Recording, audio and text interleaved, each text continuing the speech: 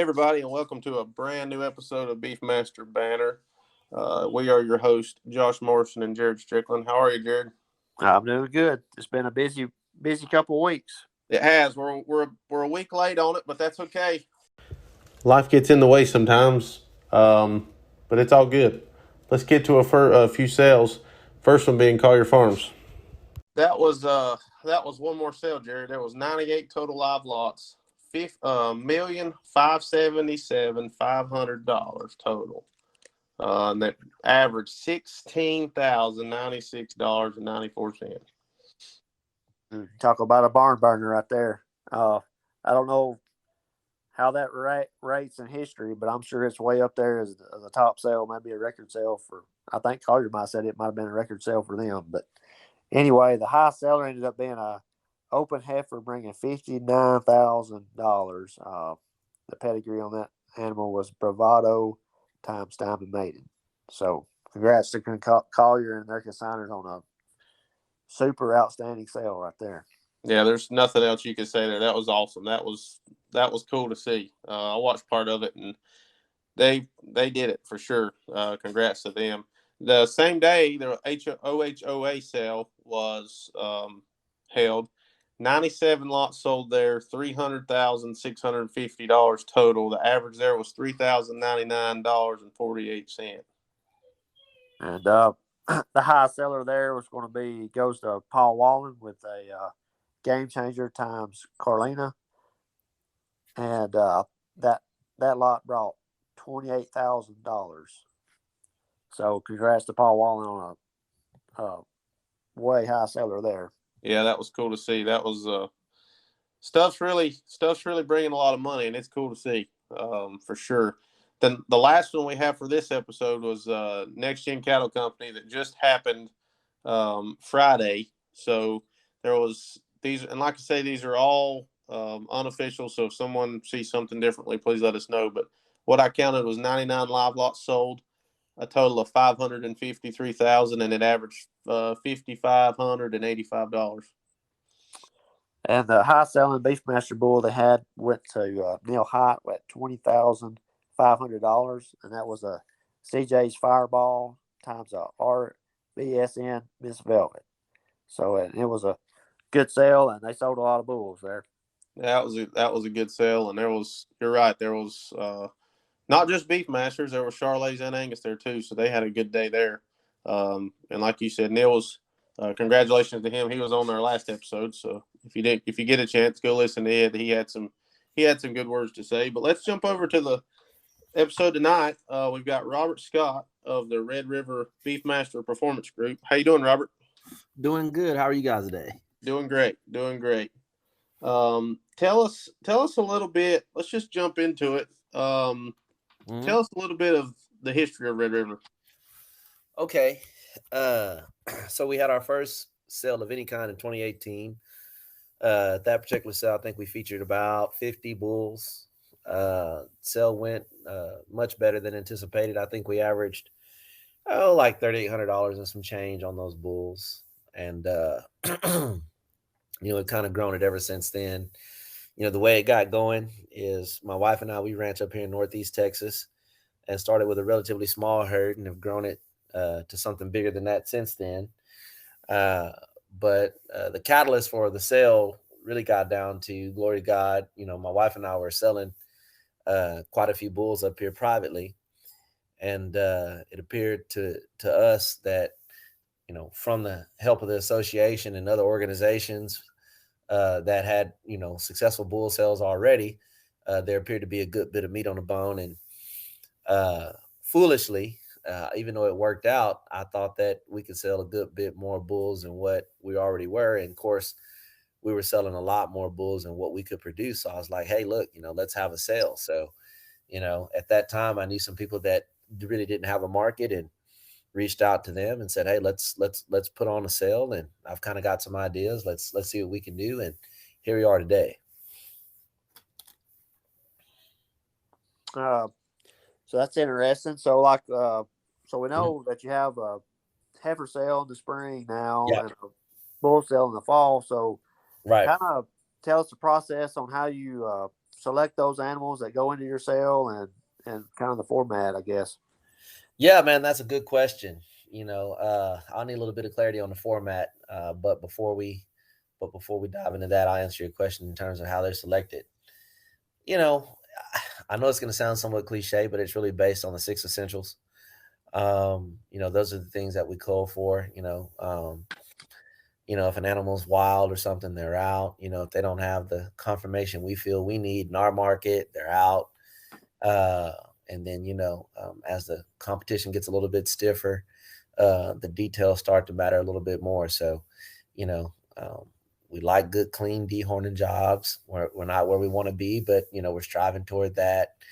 We like cattle that obviously do well in the test. So performance, that have a reasonable size for their age. That Jared it's a good question, but it's a difficult one, because you almost got to be looking at the animal to describe it. Because really, what we're looking for are cattle that suit our market, that put it all together. Yeah. That's how I would summarize it. Yeah. I could see that. You're obviously selecting hard. So, like when you do your selection, is there like a percentage wise as far as like performance gets this much percent, or is that a trade secret? No, it's not. It's not a trade secret. No, it. So when we rank them, yeah, that's there are percentages that we use to determine the sell order.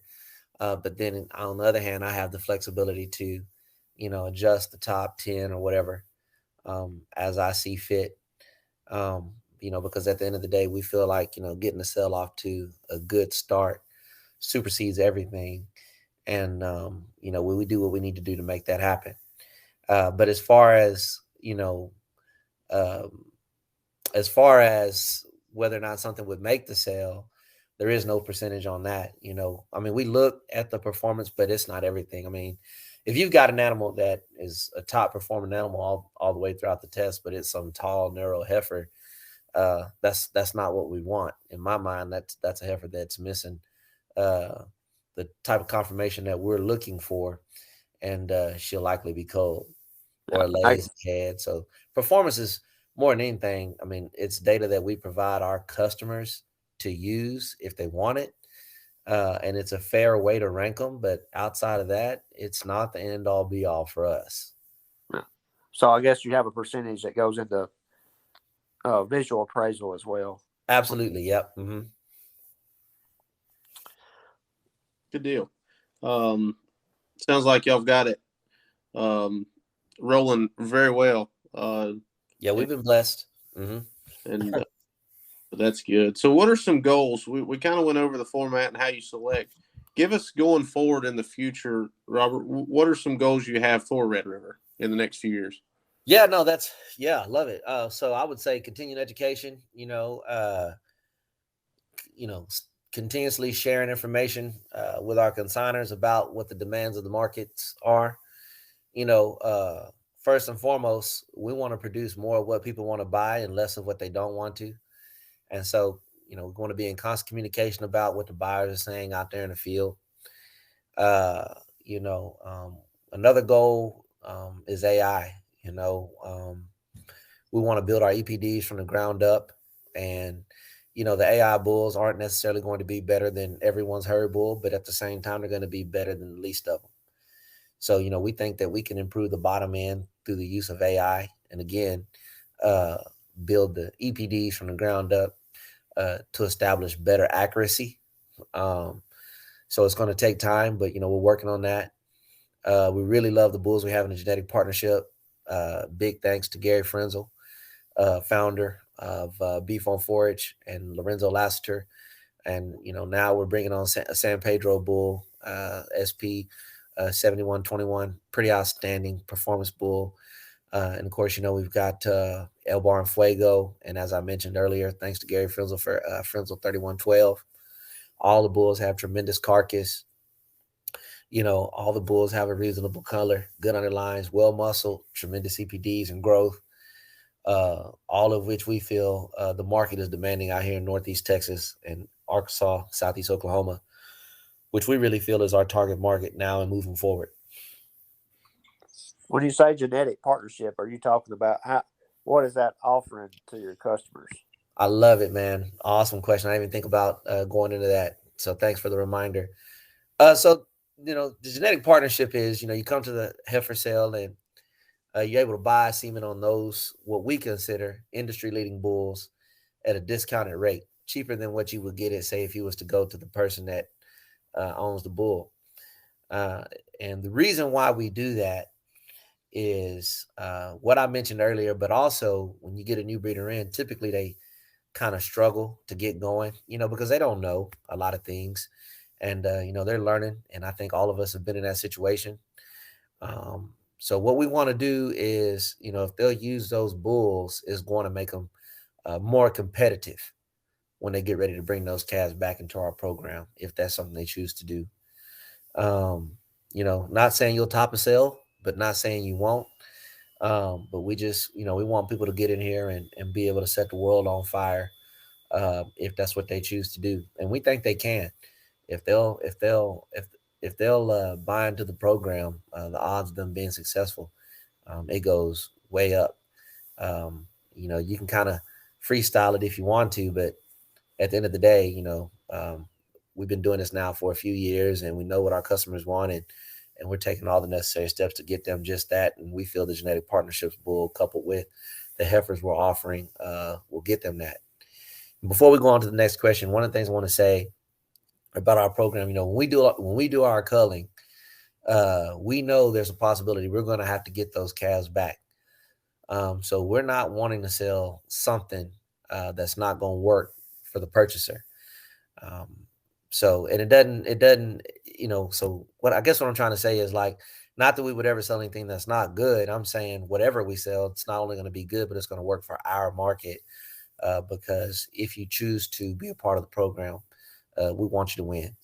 We'll give you every opportunity to win. And I'll tell you now, not everybody wins. Point blank, period. Again, we're here to help you increase your odds. We're not going to lower the bar, but we'll help you get over the bar.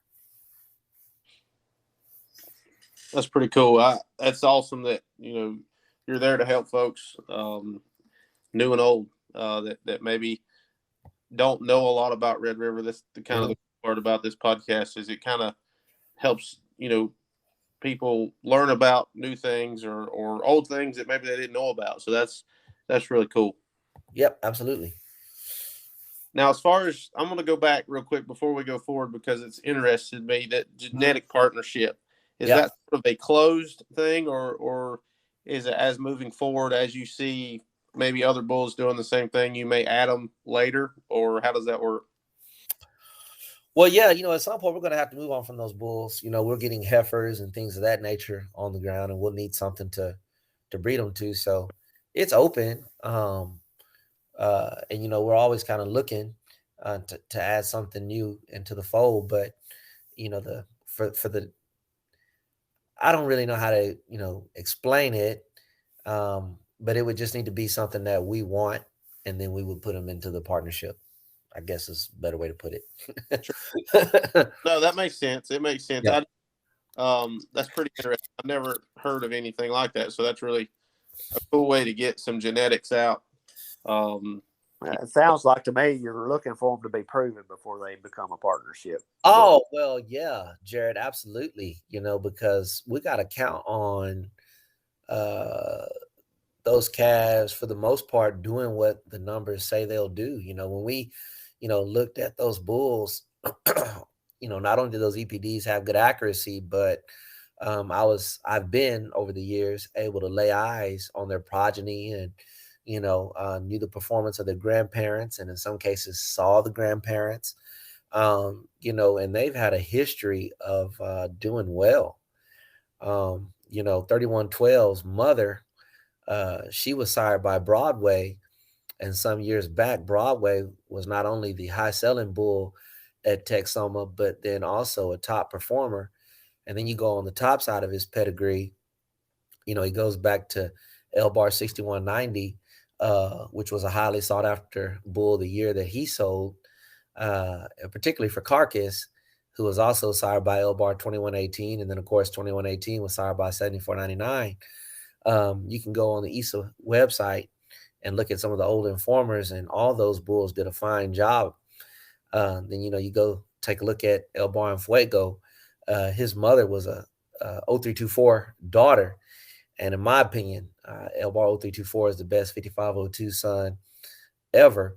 And I'll explain to you why just shortly. But then also, I kind of like him better than his daddy also. I think he, over the years, proven to be a little bit more consistent in what he was doing. I know some years back, Gary Frenzel used him on some cows. And, out of the top 10, I want to say 4 or 5 of those were his sons. And that's pretty impeccable when you think about it, because it's hard to do that whenever you have hundreds of bulls. And then, at that particular time, I don't keep up with what they do now like I used to, but they were ranked on performance. So, you look at Frenzel 318, now known as the King, big, powerful 0324 son, 3116, which is another Frenzel bull that Mark Blau ran. Alan Lennox had another one. Roy Ratliff had another one. As a matter of fact, a real popular bull at Red River, Crib Creek 507, owned by Wilson Farms, goes back to 0324 through one of those sons that was in the top 10 at Beef on Forage. And, that's kind of unprecedented. I don't know that I've ever seen a bull put that many in the top 10 of any kind of sale anytime before. And then take it a step further, at the particular time, Mac Allen Ranch had a performance test, and 2 years in a row, 0324 won that one as well. So you talk about a war horse, he was. And that was the sire to Fuego's mother. And Elbar 6165, which is Fuego's sire, I remember when he sold, he was kind of the talk of the town, big, stout pole bull that also went back to Elbar 7499. So, and we get some granddaughters of his and sons by way of Double D Bar Ranch, Doyle and Dorothy Sanders down in New Ulm, Texas. And they have those same great carcass traits that Fuego tends to carry on. And of course, you can just look up Fuego's track record. He won the OHOA Futurity up in Missouri, which was a product of the genetic partnership, that semen, as well as that heifer. The heifer didn't come through the sale, but she was a product of the sale because the people that Maryland Jimmy Chastain that didn't get enough animals bought then went to a Red River consignor, Alan Lennox, and was able to buy the mother of that bull. And the semen, like I said, came through the genetic partnership, and it was the Futurity champion at OHOA. I want to say it was a year ago. And the Zemke's now own that bull's name's Casanova. So, as far as the heifers are concerned, no one ever turns those loose. But, he's a proven winner. And right now I've got Elbar 4519 calves on the ground. And he's a son of Elbar and Fuego. And I want to tell you, they're really something. I'm thinking about putting them in next year's Red River sale. I don't know if I will because I need some good ones too. And plus, Jared kind of kicked my butt this year. And I just want to continue to say they're good. I don't want to be proved wrong. Yeah. Oh, I know one thing. That's the most impressive lineage talk I think I've ever heard as far as knowing their numbers. That's one thing, knowing names, but knowing their numbers like that, that's pretty good. Man, I used to sit in front of the computer and read. I mean, every piece of Beefmaster literature you can think of, I've probably read it. Yeah. 2 or 3 times. Cool part about this podcast, though, guys. I mean, I'm kind of going to go off on a tangent here, but this is stuff that that Jared and I talked about starting this thing that we wanted people to get out. Over here on the East Coast, we don't hear about those bulls. So I don't know, and I've seen them on Facebook, seen them on the forum, and I have heard of them, but going into that deep, I have not ever heard anything like that. So that's just what I love about this podcast. You're going to learn something all the time. Yeah, no, I like the podcast too, because it gives you an opportunity to, the way I see it is like this, you're letting the breeders get, their side of it out. And, I don't think there's a right or wrong side necessarily. It's just another side and something else for someone to consider and all that good stuff. So I really have an admiration for the history of, Beefmaster cattle in general. And it's something that I enjoy studying and talking to others about. Absolutely. I agree with you 100%. Jared and I said we could, we talk for days on it, and we still couldn't talk about all of it. Yep. So did I hear you say Jared kicked your butt? Yeah, he really did. On the performance side of it, he really did. Man, I want to tell you, Jared's cattle have been well received here by the other consigners as well as the graders. Um, we always talk about ideal, and in my job, we have what we call an ideal client. Okay, well at Red River, we have an ideal consigner, and there's some of them that are not ideal. Doesn't mean they can't get to that point, but what Jared embodies that we want in consigners is, first of all, a tremendous work ethic. Second, a willingness to be flexible. And third, an understanding of, I want to say, getting in where you fit in and, adjusting accordingly. Meaning we all have a role to play it well. And if something else is needed, don't be afraid to roll your sleeves up. I guess what I'm trying to say is, don't be too good for nothing, because at the end of the day, it's all about making a good sale, period. And the more we work together, the more we're going to be able to make that happen. That's right. I agree with you 100%. I appreciate the kind words. That was nice. Maybe it was just beginner's luck on the couple heifers though doing good. We'll just have to say. Oh man, that's called selection. Come on now, don't sell yourself short. I hear you. So Robert, what's the best way for people to get involved in the sale?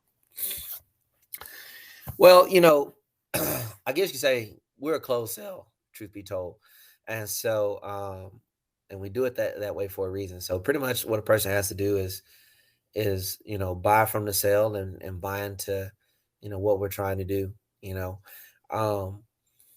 We hate some aspects about being closed, but we feel it's a necessity. It doesn't take long to be overrun with cattle, and we always want to be in a position to have a home for our customers. We don't ever want to take a step back and say, you know what, Jared, even though you bought a lot of cattle from us, we can't take your cattle because we're just overrun with consignments already, right? Yeah. So we don't ever want to do that. And, we want to make it where consigners not only bring quality, but can sell quantity, because it doesn't take a lot of cattle before you need a place to try to market 5 or 6, 7, 8 heifers, maybe 10 heifers or 10 bulls in one swoop. And, you don't want to travel all over the world and spend a year doing it to try to sell that same number of animals. So, we like to think of ourselves as kind of a one-stop shop. So the best way to get involved more than anything is to make those purchases. And again, when you get that opportunity, don't be afraid to roll your sleeves up and put in the work. Because as I've always told people, the sale will be as good to you as you are to it. Yep, that's a good way of putting it. That's neat. Well, I guess moving forward, beforehand we talked a little bit about some things, and that with this being a podcast that we're trying to reach new breeders and give them some advice as well. Yeah. We just wanted to ask. I wanted to ask a question, since you have experience with managing sales and dealing with consigners and breeders on a wide variety geographically and quantity and things like that. I'm sure you've seen several folks come and go, but Absolutely. I guess I want to ask a 2-part question. So, what advice would you give to a new breeder, and what do you see what would be a reason did you see most people quit the seed stock business? So, if they're a new breeder and then they decide to quit, or do you see several things tying together, or with your advice you give them, or anyway? But I'll let you take that. Yeah, no problem. And then I'll answer the question. Then if you have more questions, I'll just expand on it. How's that? Right. I think one word would answer both, and that's a market, right? So if you're new, find a market, and you got to find a market that likes your cattle, and then 2, one that can take in the numbers that you're willing to put in. Because some sales, and I don't blame the sales, they can only take 2 or 3 consignments from you. And sometimes that may be 1 bull and 3 heifers. Well, if you got 50 cows and you got 25 bulls, let's say you keep 12 of those, And you can take one bull here and one bull there. Okay, what are you going to do with the other 10, right? And that's 2 hotel fees and 2 gas trips, just different stuff like that. So, that's something to consider. Um, but yeah, get a market, and breed cattle for that market and be committed. I mean, don't be wishy-washy. Do your homework, get in where you fit in. I know everybody wants to shoot for the stars and all that good stuff, but I think if you find a market and you work hard at getting people what they want, it doesn't matter where you're at, you're going to be successful. And by successful, I mean your cattle will sell well, and and and I think you will develop a reputation to the point that you'll see the dollars go up as it goes up.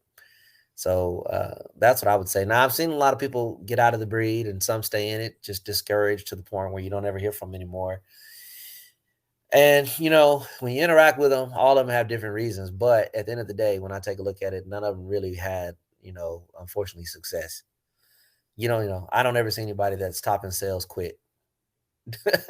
Yeah. you know, uh, so in my mind, a lot of times it goes back to, the market. So that's just something to consider. I would say that, as a new person, don't feel like you have to pick one side or the other. It's a lot of politics involved and all that good stuff. Um, man, good cattle take care of a lot of things, especially in this Beefmaster climate. Just raise them good and make yourself an asset. I know a lot of people think about, what can the sale do for them? I think they ought to flip that back around on themselves and say, hey, what can I do for the sale? Right? What incentive would someone have for wanting to work with me uh in addition to the good cattle? I mean, that's taking it a step further, and that right there is really what's going to make you more valuable than even the next man that may be raising good cattle but not doing the things that you're doing or able to do. Yeah, I think that's well put. That's a great answer to that. I like it, and one of my favorite parts of that is, I think it goes back to, I believe it was our first episode. It was stay your course. Hmm. Don't be wishy washy. So I like that. I agree with that 100%. Well, before we move on to the next question, let me expand on that just a minute. I see people, and I don't blame them, but I don't agree with it. They go here and they get some advice. They go there and they get some advice, and they go here and they get some advice. And guys, I've been doing this just for a little time, and I have been successful. Glory to God. We had the high selling bull this last bull sale, and then a couple of years back, we had the third high selling heifer and all that. And then every single time we put bulls in Red River, this year is not going to be that, but in the past we've always won, the game test. And while Jarrett did beat us this year, and I'm so proud that he did, we still had a heifer that was up there at the top on the performance, which is selection. And I'm not saying that to brag. I'm saying that to, solidify my position and to say that I know what I'm doing to some degree. And I think if you get with someone that's being successful, stay with it. Don't pounce around from here to there. And I'm going to tell you why. I know people say, well, they're going to learn different things or whatever. But what I typically see is people get drug in several different directions, and it confuses them. And really, if they're going from one person to the next, what that tells me is they don't have the confidence. And if you don't have the confidence, you probably don't have the knowledge, right? So what I would do is just, do your homework, get yourself a mentor, stick with that mentor, man. And I would say you're going to make more progress like that as opposed to, say, bouncing around. And because you're always going to get something different. And I'm not saying that those people are wrong. It's just that what worked for them may not necessarily work for you, right? You may not be playing where they're playing, or playing with the genetics that they're playing with. I mean, every situation is just a little bit different. But anyway, what I felt worked for me was I just stayed with whatever I wanted to do whenever I got going. And I have to say, man, glory to God, it really worked. But I did a lot of my own homework too. So, when I made decisions, I was able to have the kind of conviction I needed to stick with my plan no matter what anybody told me. That's Man. good. Yeah, I like that. That's good. That's a great answer. And I Hmm. appreciate you elaborating on that, because there are lots of new breeders. It seems we're getting new breeders Hmm. all the time, and I feel like that will give them some confidence in finding someone whether it be Red River or somewhere else, that that's where they need to be, and that'll give them the confidence to do it. Yeah, it absolutely will. One conversation, Jared and I had probably about a week ago was just, the importance of being committed to what you do, right? And I'm not saying that after you figure out that it's not working for you that you shouldn't, change course, but making adjustments on a week to week basis, that's just a recipe for disaster. And other people see it. Not that that matters, but if you want someone to have faith in your program, uh, you kind of got to stick with what you're doing and prove that out. In other words, give the truth time to materialize. If you're a good breeder or if your cattle perform, they're going to perform. Like if you're selected for performance in time, they're going to perform, right? If you feel you're a good breeder in time, it's going to show. But you got to give it time, right? You got to give it time.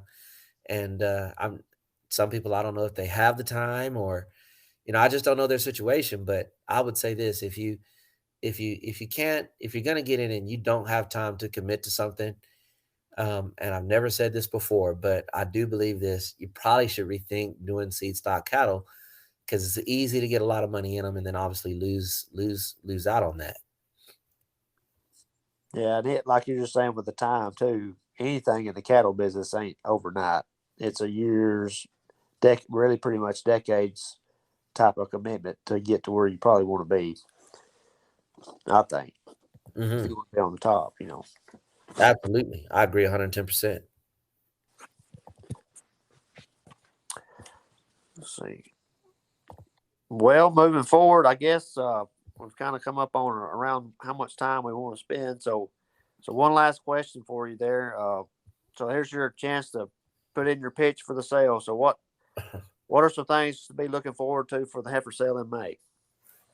Oh man, good food, a good time. I guess everybody has their own idea what a good time is, but the sale barn is in a unique location. It's pretty much cattle country out there in Northeast Texas, Red River County. Just a beautiful set of heifers. I was thinking about this today. When I got into business, I started out with private treaty cattle, not a thing wrong with that. But there was no place to go select from a large number of heifers, this caliber. You just couldn't do it. And furthermore, there was no place that you could buy buy from a large number of heifers this caliber, and then turn around and have a place to sell them, or someone that's willing to AI them for you shortly after the sale.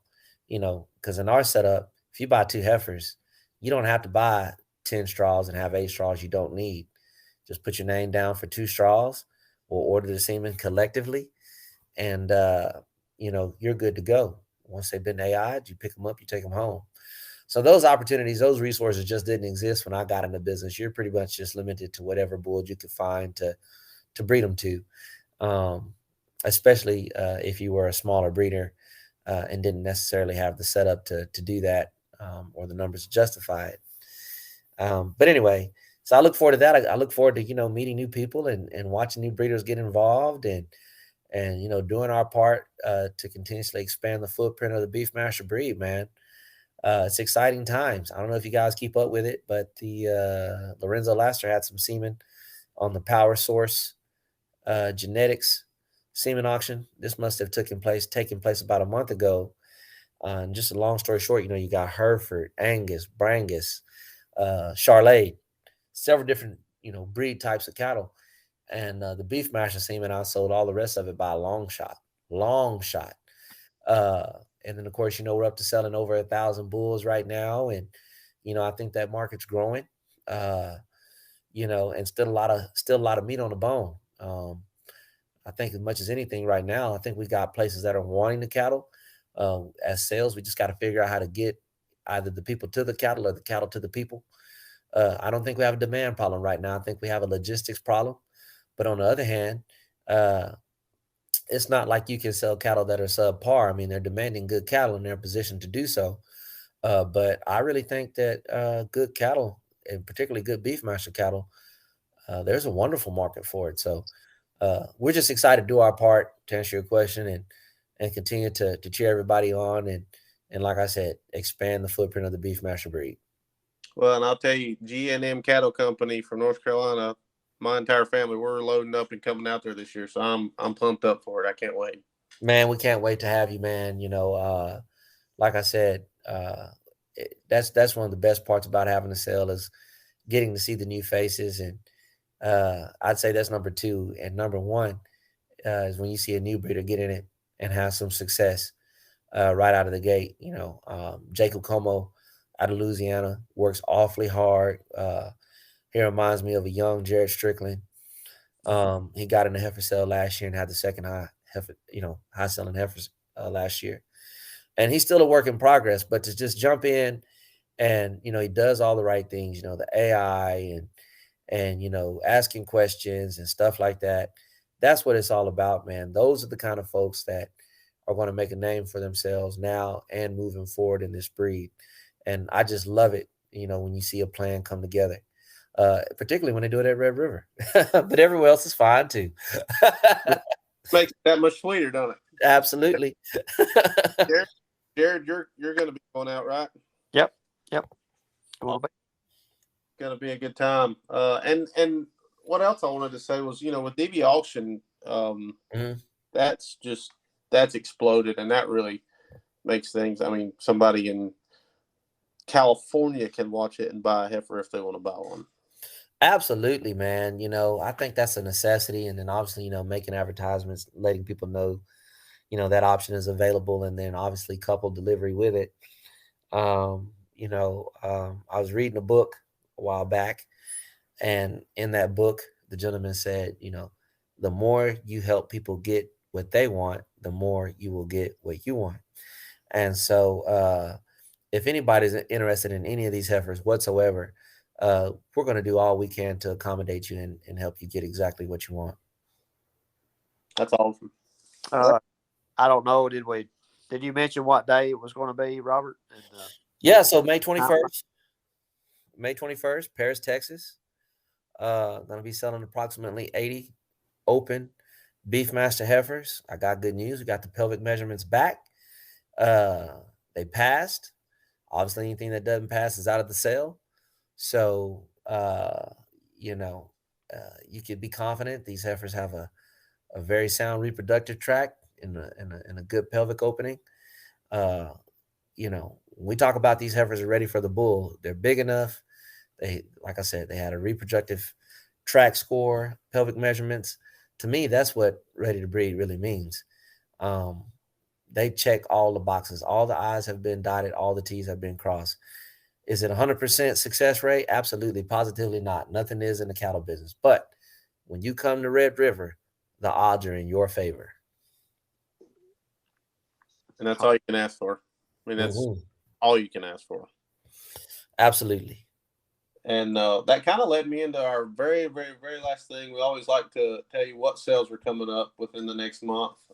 Just real quick, Windy Hills has a complete dispersal sale in Poplarville, Mississippi on April the 30th. Central States is having a sale in Locust Grove, Oklahoma on May 14th. Swingin' Bee and Friends sale in Salado, Texas is May 21st, along with Red River is May 21st also in Paris, Texas. And then rounding out May, you're looking at May 28th, the Southern Alliance sale in Coleman, Alabama. So we're right in the thick of things here, boys, and it's going to be fun times. Absolutely. Well, guys, thanks for having me. Love your podcast. Love what you're doing. It's just been great, and I feel honored to have been a host on your show today. We appreciate it, Robert. Thank you a lot for coming on. It means a lot. I think folks will take a lot out of this episode. I know I did myself, and I feel sure Jared probably did too. Yeah, it was definitely great. I enjoyed it. Yep. So we do appreciate it, and would like to have you on another time too. So that'll be a good time. But everybody, thank you for listening. As always, like, share, comment, subscribe on our Facebook. That way you can stay up to date on all of our stuff. Like us on Facebook if you hadn't. It's Beefmaster Banner. So we'll see you on the next episode. Thanks, guys. All right. Take care. Bye-bye. I'll tell you.